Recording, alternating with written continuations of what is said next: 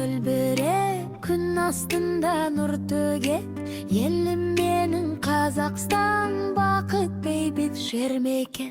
Құралай Тағаева тәуелсіздікті ту етіп, дүрлігіп не жатқанда, тәуелсіздік таңы атқанда, азаттық деп әлемге дүние дабыл қаққанда, көк туым тұрды желбіреп, қараймын жаным елжіреп, жар салғандай жақанға бақытты күнің келді деп, тәуелсіздігі берік орнаған елімді танып бар ғалам.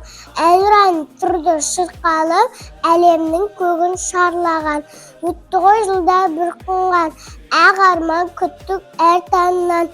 Елдіктің рухын көтеріп, еңселі тұрды елтаңбам.